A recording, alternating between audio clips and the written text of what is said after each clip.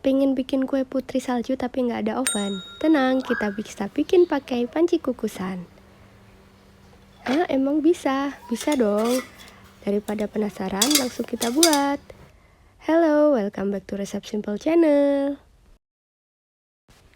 Langkah pertama, kita pecahkan 1 butir telur, kemudian kita ambil kuning telurnya saja. Masukkan kuning telur ke dalam wadah, kemudian tambahkan 4 sendok makan campuran mentega dan margarin. Di sini saya pakai Blue Band Cake and Cookies. Bisa juga pakai margarin atau mentega yang lebih mahal ya. Setelah itu, tambahkan 2 sendok makan gula halus atau sekitar 30 gram. Kocok hingga menjadi creamy teksturnya atau mewarna kuning pucat. Setelah menjadi creamy seperti ini, selanjutnya kita parut 40 gram keju cheddar. Kita masukkan parutan keju cheddarnya ke dalam adonan yang sudah kita buat sebelumnya. Kita campur asal rata saja. Jika sudah rata seperti ini, kita tambahkan bahan bubuknya ya. Bahan bubuknya adalah 10 sendok makan tepung terigu atau sekitar 150 gram. Kita pakai tepung yang protein rendah ya untuk kue kering. Selanjutnya tambahkan 2 sendok makan susu bubuk atau sekitar 27 gram. Tambahkan juga 3 sendok makan maizena atau sekitar 45 gram.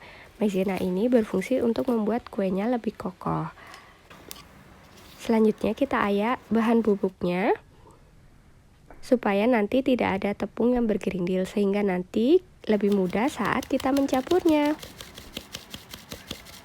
Nah, saat sudah selesai diayak, kita campurkan bahan bubuk dengan adonan sebelumnya. Ini saya menggunakan whisk, bisa juga dicampur dengan garpu saja. Nah, supaya lebih mantap, kita campur menggunakan tangan ya, supaya nanti lebih cepat merata adonannya. Pastikan tangannya bersih sebelum bersentuhan dengan adonannya. Nah, kira-kira adonannya sudah menggumpal seperti ini, sudah mudah untuk dibentuk. Saatnya kita bentuk. Bentuknya umumnya untuk kue putri salju adalah bulat-bulat seperti kue nastar atau berbentuk bulan sabit. Nah, di sini karena kita mau panggang dengan menggunakan panci kukusan, supaya amannya kita bentuk yang pipih saja ya. Kita bentuk dengan rolling pin. Kita pipihkan seperti ini dengan bantuan baking paper. Bisa juga diganti dengan plastik. Nah, ini ada putih-putih, ini adalah parutan kejunya ya. Setelah pipih seperti ini, kita cetak. Karena tidak ada cetakan, maka kita gunakan saja wadah yang bulat-bulat seperti ini. Kita bentuk setengah lingkaran seperti ini sehingga membentuk bulan sabit. Ini copot. Nah, kita tarik sedikit supaya nanti lebih kokoh. Nah, seperti ini. Untuk membuat kue tidak perlu peralatan atau cetakan yang canggih-canggih. Yang penting ada niat ya, Bun. Di sini kita gunakan alat seadanya saja, kita tetap bisa membuat kue putri salju. Ini panci kukusan untuk memanggangnya nanti.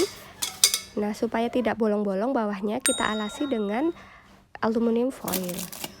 Kalau panci kukusannya lebih besar, bisa muat lebih banyak ya, nanti sekali panggang selesai. Nah, karena ini menggunakan panci kukusan kecil, nanti harus berulang kali. Setelah seperti ini, kita tutup. Kemudian nyalakan kompornya, gunakan api yang paling kecil, dan panggang selama 30 menit. Atau kalau misalnya menggunakan oven, kita panggang di suhu 150 derajat selama 15 menit atau sesuaikan dengan oven masing-masing ya. Jangan lupa lakukan preheating atau dipanaskan dulu ya ovennya sebelum kuenya masuk. Sambil menunggu kuenya dipanggang, kita ayak gula halusnya untuk taburan putri saljunya nanti. Gula halus atau icing sugar perlu diayak karena dia cepat untuk menggumpal. Jadi supaya nanti butirannya benar-benar halus, kita ayak dulu ya. Selanjutnya, setelah 30 menit, kita lihat jika bagian bawahnya sudah kecoklatan seperti ini dan bagian atasnya sudah keras, artinya kue putri saljunya sudah matang. Nah, saat masih hangat-hangat tapi tidak terlalu panas, kita masukkan ke dalam icing sugar yang sudah kita ayak sebelumnya. Hal ini kita lakukan supaya nanti gulanya menempel ke dalam kue putri saljunya. Jadi nanti kue putri saljunya jadi cantik. Kita lumuri kue putri saljunya dengan gula sebanyak mungkin. Karena ini bagian favoritnya ya. Seperti ini. Wah, cantik sekali ya kue putri saljunya. Selanjutnya kita masukkan ke dalam toples, kemudian kita taburi lagi gula halus supaya makin enak. Satu resep ini menghasilkan satu toples ukuran 300 gram ya. Wah, ini coba lihat hasilnya.